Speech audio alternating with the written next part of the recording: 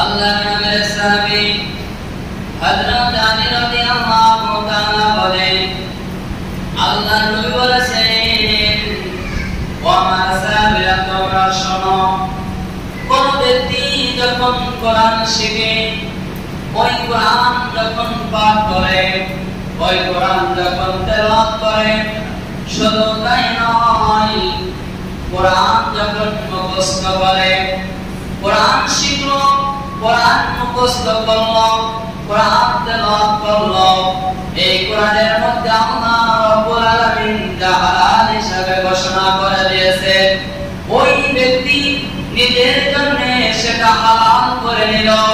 আল্লাহ রাব্বুল আলামিন এই কোরআনের মধ্যে যেটা হারাম ঘোষণা করে দিয়েছে, ওই ব্যক্তি ওই বিষয়টা নিজের জন্য হারাম ঘোষণা করে দিল, নিজের জন্য হারাম করে দিল। আল্লাহ রাসূল সাল্লাল্লাহু আলাইহি ওয়াসাল্লাম বলেন, সাহাবীরা এই ব্যক্তিটাকে আল্লাহ রাব্বুল আলামিন কিয়ামতের দিন তার জান্নাতের মধ্যে প্রবেশ করাবেন। আল্লাহ রাসূল বলেন, সাহাবীরা শুধু তাই নয়, লোকটিকে জান্নাত দিবে এমনটি নয়, এই জান্নাতের সাথে তাকে আরো কিছু পুরস্কার দেওয়া হবে, আরো কিছু প্রতিদান দেওয়া হবে। কি প্রতিদান দেওয়া হবে তোমরা কি জানো? সাহাবীরা বলেন, আল্লাহ এবং তার রাসূল ভালো জানেন। আল্লাহ রাসূল সাল্লাল্লাহু আলাইহি ওয়াসাল্লাম বারাকাতে বলেন, সাহাবীরা শুনে নাও, শুধু তাকে জান্নাত দিবেন না, জান্নাতের সাথে আল্লাহ রাব্বুল আলামিন আরো কি করবেন শোনো। মহাপ্রলয় কিয়ামতের দিন কায়েম হয়ে যাবে। ওই কিয়ামতের দিন লোকটির কাছ থেকে 10 জন মানুষের তার আপনজনদের জন্য 10 জন মানুষের সুপারিশ গ্রহণ করা হবে, যে 10 জন মানুষের জন্য জাহান্নাম অবধারিত হয়ে গিয়েছিল। আল্লাহ রাসূল সাল্লাল্লাহু আলাইহি ওয়াসাল্লাম বলেছেন, যে কোরআন শেখে, যে কোরআন তেলাওয়াত করে এবং যে কোরআন মুখস্থ করে, হোক সে কোরআনের হাফেজ, হোক সে কোরআনের আলেম, হোক সে একজন কারি, মুফতি, মুহাদ্দিস, মুফাসসির, হোক সে কোরআনের একজন শিক্ষক, কোরআন যে পড়বে, কোরআন যে শিখবে এবং তার উদ্দেশ্য থাকবে, তার নিয়ত থাকবে এই যে এই কোরআনের মধ্যে আল্লাহ রাব্বুল আলামিন আমার জন্য যেটা হালাল হিসাবে ঘোষণা করেছেন, ওটাকে আমি দুনিয়ার জীবনে আমার জন্য হালাল হিসাবে আমিও ঘোষণা করে দিলাম, আমার জন্য হালাল হিসাবে মেনে নিলাম। আর আল্লাহ রাব্বুল আলামিন কোরআনের মধ্যে যেটা হারাম ঘোষণা করেছেন, আজ থেকে ওটাকেও আমার জীবনে হারাম হিসাবে ঘোষণা করলাম, হারাম হিসাবে মানা শুরু করলাম, ওই কাজগুলো আমি করব না। এই উদ্দেশ্য নিয়ে যদি কোরআন শিখতে পারে, কোরআনের হালাল হারাম অনুযায়ী যদি নিজের বাস্তব জীবন পরিচালনা করতে পারে, আল্লাহ রাসূল বলেন, লোকটাকে আল্লাহ রাব্বুল আলামিন জান্নাত দিবেন। শুধু জান্নাত নয়, তার আপনজনদের মধ্যে, তার পরিবারের মধ্য থেকে, তার আত্মীয়স্বজনের মধ্য থেকে এমন 10 জন মানুষ যারা গুনাহ করতে করতে করতে গুনাহের কারণে পরকালে তাদের জাহান্নাম নির্ধারিত হয়ে গিয়েছিল, এমন 10 জন মানুষের সুপারিশ আল্লাহ রাব্বুল আলামিন ওই লোকটার কাছ থেকে গ্রহণ করবেন। এমন 10 জন মানুষের জন্য ওই লোকটা সুপারিশ করে তাকে জান্নাতে নিয়ে যেতে পারবে। রাসূল সাল্লাল্লাহু আলাইহি ওয়াসাল্লামের সাহাবী হযরত আব্দুল্লাহ ইবনে আমর রাদিয়াল্লাহু তাআলা বলেন, আল্লাহ রাসূল সাল্লাল্লাহু আলাইহি ওয়াসাল্লাম বলেছেন, মহাপ্রলয় কিয়ামতের দিন কায়েম হয়ে যাবে। ওই কিয়ামতের ময়দানে যখন কেউ কারো চিনবে না, আল্লাহ রাব্বুল আলামিন কিয়ামতের বর্ণনা দিতে গিয়ে সূরা মারিজের মধ্যে বলেন, ইউবাসসারুনাহুম, যদিও তারা কিয়ামতের ময়দানে একজন অপরজনকে দেখবে, পিতামাতা তার সন্তানকে দেখে চিনতে পারবে, সন্তান তার পিতামাতাকে দেখে চিনতে পারবে, ভাই তার বোনকে দেখে চিনতে পারবে, বোন তার ভাইকে দেখে চিনতে পারবে, স্বামী তার স্ত্রীকে দেখে চিনতে পারবে, স্ত্রী তার স্বামীকে দেখে চিনতে পারবে, আত্মীয়-স্বজনকে দেখে চিনতে পারবে, বন্ধু তার বন্ধুকে দেখে চিনতে পারবে। এমন করে দুনিয়ার বুকে যে দেখে চিনত, দেখা মাত্রই চিনে ফেলবে, ওই তো হলো আমার আব্বা, ওই তো হলো আমার মা, ওই তো হলো আমার ভাই, ওই তো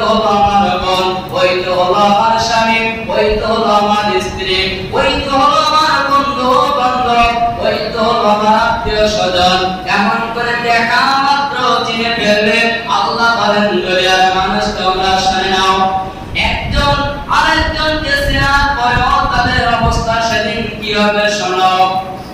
ইয়াউমা ইয়াফিরুল মারউ মিন আখিহি ওয়া উম্মিহি ওয়া আবিহি ওয়া সাহিবাতিহি ওয়া বানিহি। আল্লাহ রাব্বুল আলামিন বলেন, সেদিন ভাই যখন ভাইকে দেখবে দেখা মাত্র ভয় পালন করবে, পিতামাতা যখন সন্তানকে দেখবে সন্তান দেখা মাত্র পিতামাতা পালন করবে, আবার ওই সন্তান যখন তার পিতামাতাকে দেখবে দেখা মাত্র পালন করবে, স্বামী আর স্ত্রী একে অপরকে যখন দেখবে তখন পালন করবে। আল্লাহ বলেন এখানে শুধু শেষ নয়, লান তানফাকুম আরহামুকুম ওয়ালা আওলাদুকুম ইয়াওমাল কিয়ামাহ। আর কিয়ামতের দিন তোমাদের আত্মীয়স্বজন তোমাদের আওলাদ বর্গ কোনো কাজে আসবে না। আল্লাহ রাব্বুল আলামিন আবার বলেন, বান্দা এখানেই শেষ নয়, সেদিন এক বন্ধু অপর বন্ধুর কোনো উপকারে আসবে না।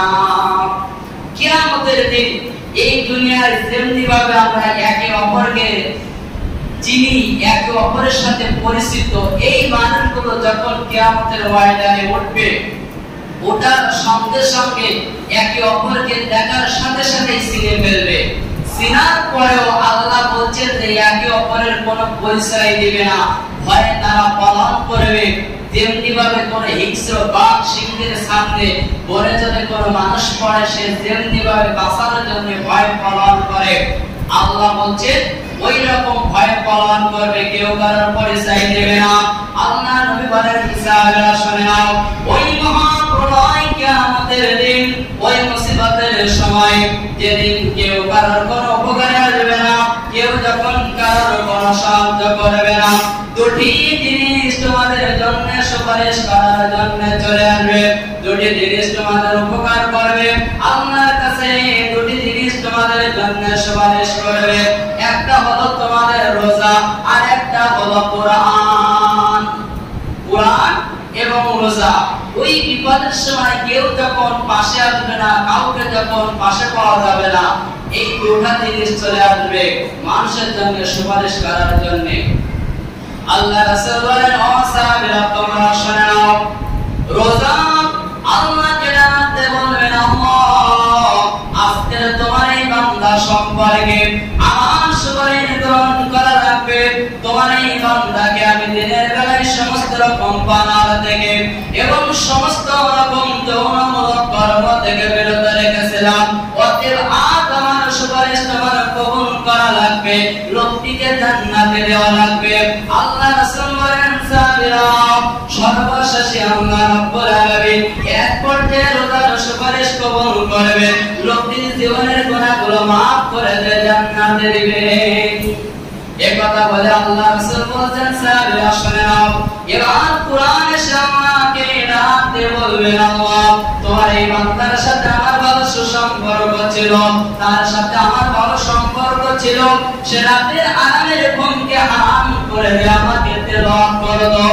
ও আল্লাহ আজ তুমি শুনে নাও, এই লোকটার জন্য আমার সুপারিশ গ্রহণ করা লাগবে, তার জীবনের গুনাহগুলো maaf করে দিয়ে লোকটাকে জান্নাতে দেওয়া লাগবে। আল্লাহ রাসূল বলেন, সাহাবীরা তোমরা শুনে নাও, সর্বশেষে কোরআনের সুপারিশ আল্লাহ গ্রহণ করে লোকটির জীবনের গুনাহগুলো maaf করে দিয়ে তাকে জান্নাতবাসী করে দিবে। অতএব যখন আপনার আমার বিপদে কেউ আসবে না, কাউকে পাশে পাওয়া যাবে না, যত ভালোবাসা প্রেম প্রীত মহব্বত সব দুনিয়ায়, কিন্তু কিয়ামতের দিন কিন্তু থাকবে না।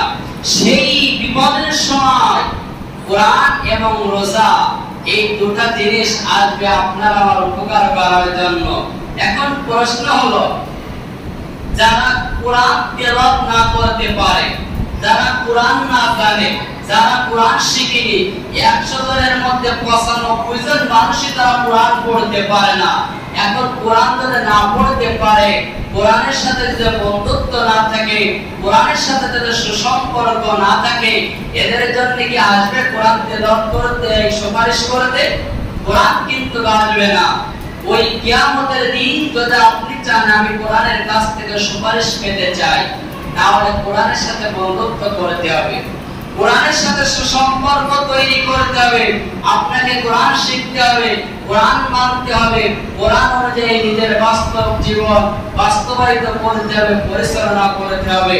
আল্লাহর নবীর সাহাবী ইবনে আব্বাস রাদিয়াল্লাহু তাআলা বলেন, ক্বালা রাসূলুল্লাহ সাল্লাল্লাহু আলাইহি ওয়াসাল্লাম, রাসূল সাল্লাল্লাহু আলাইহি ওয়াসাল্লাম বলেন, ইন্নাল্লাযী লাইসা ফি জাওফি শাইউন ফিল মুমিনাল কুরআন কাল বাইতিল করিব। আল্লাহর নবী বলেন, যে ব্যক্তি কোরআন পড়ে না, যে ব্যক্তি কোরআন পড়তে পারে না, যে ব্যক্তি কোরআন শিক্ষা গ্রহণ করে নাই, যার মধ্যে কোরআনের কোনো জ্ঞান নাই, যার মধ্যে কোরআনের কোনো অংশ নাই, ওই ব্যক্তি কি পরিত্যক্ত করে নাই। আল্লাহ রাসূল বলেন, যে কোরআনের সাথে সুসম্পর্ক গঠন করেনি, কোরআন যে পড়তে পারে না, কোরআন সম্পর্কে যার কোনো জ্ঞান নাই, কোরআনের অংশই যার মধ্যে নাই, ওই ব্যক্তি একটি পরিত্যক্ত ঘরের নাই। ওই যে দেখবেন বাঁশবাগানের মধ্যে কয়েকটা ঘর ফেলানো আছে, ওই ঘরে কিন্তু মানুষ বাস করে না, ওটা কিন্তু একটা পরিত্যক্ত ঘর। ওই ঘরের মধ্যে কিন্তু বাস করে জেনেরা বাস করে, বিভিন্ন রকম ওখানে পোকামাকড় বাস করে, ওখানে যত রকম পোকামাকড় দেখবেন, যত রকম শয়তান দেখবেন, জিন দেখবেন, সব কিছু কিন্তু ওখানে আছে, যারা মানুষ সমাজে বাস করে না, যারা ওই পরিত্যক্ত ঘরের মধ্যে বাস করে। আল্লাহ রাসূল বলেন, ঠিক ওই রকম ওই পরিত্যক্ত ঘরে নাই, যে ব্যক্তি কোরআন জানে না, কোরআন পড়তে পারে না, যার মধ্যে কোরআনের কোনো অংশ নাই, ওর মধ্যে ওই রকম পোকামাকড় বাস করবে, ওর মধ্যে ওই রকম শয়তান বাস করবে, ওর মধ্যে ওই রকম দুষ্ট জিন বাস করবে। কোনটা ঠিক কোনটা বেঠিক এটা নির্ধারণ করার মতন ক্ষমতা ওর থাকবে না। কোনটি পরকালের রাস্তা, কোনটি দুনিয়ার রাস্তা, এটা নির্ধারণ করার মতন ক্ষমতা ওর থাকবে না। কোনটি জান্নাতের রাস্তা, কোনটি জাহান্নামের রাস্তা, এটা নির্ধারণ করার মতন ক্ষমতা ওর থাকবে না। ওর পরিচালক হয়ে যাবে, ওর ড্রাইভার হয়ে যাবে, ওর অভিভাবক হয়ে যাবে। তখন শয়তান ওই ইবলিস যেভাবে ওকে পরিচালনা করবে, ও সেভাবে চলতে থাকবে। আল্লাহর নবী সাহাবী আবু রাফি রাদিয়াল্লাহু তাআলা তিনি বলেন, আমি ফাতেমা রাদিয়াল্লাহু তাআলা যখন হাসান রাদিয়াল্লাহু তাআলাকে প্রসব করলেন, হাসান রাদিয়াল্লাহু তাআলাকে যখন ডেলিভারি করলেন, হাসান রাদিয়াল্লাহু তাআলা যখন দুনিয়ায় ভূমিষ্ঠ হলো, দুনিয়ায় যখন আসলো, আসার সঙ্গে সঙ্গে আল্লাহ রাসূল সাল্লাল্লাহু আলাইহি ওয়াসাল্লামকে দেখলাম হাসান রাদিয়াল্লাহু তাআলার কানে আযানের ন্যায় আযান দিতে। আবু রাফি রাদিয়াল্লাহু তাআলা বলেন, আমি দেখলাম যেই ফাতেমার সন্তান হাসান রাদিয়াল্লাহু তাআলা যেই জন্মগ্রহণ করলো, আল্লাহ রাসূল সাল্লাল্লাহু আলাইহি ওয়াসাল্লাম সঙ্গে সঙ্গে কি করলো, নামাজের ন্যায় আযান দিলেন। এই যে আমরা নামাজ পড়তে এসেছি, যে আযান দিয়েছি, ঠিক ওই রকম আযান তার কানে দিল। কেন?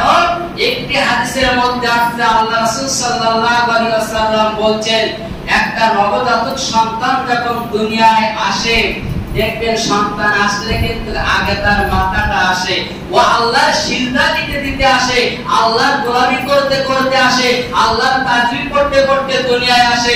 কিন্তু দুনিয়ায় আসার সঙ্গে সঙ্গে শয়তান ওর কানে কুমন্ত্রণা দেয়, শয়তান ওর কানে ধোঁকা দেয়। আল্লাহ রাসূল বলছেন, ওই শয়তান ওর কানে কুমন্ত্রণা দেওয়ার আগে, ধোঁকা দেওয়ার আগে আল্লাহর তাওহীদের বাণী ওর কানে ঢুকিয়ে দাও, আযান দাও। আর যেখানে আযান দেওয়া হয় ওখানে শয়তান থাকে না, শয়তান ওখান থেকে পালিয়ে যায়। অপর একটি বর্ণনা আছে, যেহেতু হাদিসটি জয়ীফ তারপরে বলতেছি, আল্লাহ রাসূল বলেন, ডান কানে আযান দাও আর বাম কানে ইকামত দাও। আমরা দেই, আজকে আমাদের সন্তান কোথায় হয়? বাড়িতে তো গোপন হয়, ওই ক্লিনিকে, হাসপাতালে। বলে কি, নাসরা আত্মীয়রাকে আমাদের বকশিশ দাও। আর পিতামাতা, ভাই বোন, আত্মীয়স্বজন যারা থাকে, তারা কি করে? আনন্দে সেলফি তোলে, সেলফি তোলে, ফেসবুকে আপডেট দেয়, চাচু হলাম, বাবা হলাম, কত কি। তবে আপলোড দেওয়ার আগে তো উচিত ছিল ওর বোনাস চাওয়ার, মানে বকশিশ চাওয়ার আগে উচিত ছিল সন্তানকে হওয়ার সঙ্গে সঙ্গে ওর কানে আল্লাহর তাওহীদের বাণী ঢুকিয়ে দেওয়া। কিন্তু আজকের 100 জনের মধ্যে 95 জন সন্তানের কানে আযান দেওয়া হয় না। আবার কেউ তো আযান নাই ঘরে, সন্তান রয়েছে ঘরে, ও ভুটানে এসে আযান দিতে মনে হচ্ছে করে নামাজের সময় হয়েছে। কে বলেছে? আরে না, আপনার আযানের শব্দ নামাজ আওয়াজের মতো উচ্চস্বরে দেওয়ার দরকার নাই। আপনি ওর কানে যেন ও শুনতে পারে, ওর কানের কাছে মুখ টানে আস্তে আস্তে আপনি আযানের বাক্যগুলো ওর কানের কাছে উচ্চারণ করুন, ও যেন শুনতে পায়। এমন বর্ণনা এসেছে যদি ওই সময় কোনো পুরুষ যদি ওখানে না থাকে, যদি কোনো নারী থাকে, সেই নারী যদি আযানের শব্দগুলো তার মুখস্থ থাকে, ওই নারী তার কানের কাছে আস্তে আস্তে আযানের শব্দগুলো উচ্চারণ করবে, যাতে ওই শিশুটি শুনতে পায় আর তার অন্তরে যেন আল্লাহর তাওহীদের বাণী ঢুকে যায়। এটা খেয়াল রাখতে হবে। আজ দিনের পর থেকে যারই সন্তান হবে, আগে সর্বপ্রথম আপনি পিতা, আল্লাহ রাসূল আপনার যে দায়িত্ব দিয়েছে সেটা হচ্ছে আযান দিতে হবে, আযান দিতে হবে, আযান দিতে হবে। তাওহীদের বাণী শুনে তার অন্তরে ঢুকিয়ে দিতে হবে। আর তাওহীদের বাণী যদি ঢুকিয়ে দিতে পারেন, এই শিক্ষায় সন্তানটি বড় হবে। আল্লাহ রাসূল বলেন ওই সন্তানটাকে শয়তান কখনো ধোঁকা দিতে পারবে না। অতএব মনে রাখবেন, এক নম্বর কাজ পিতামাতার আযান দেওয়া।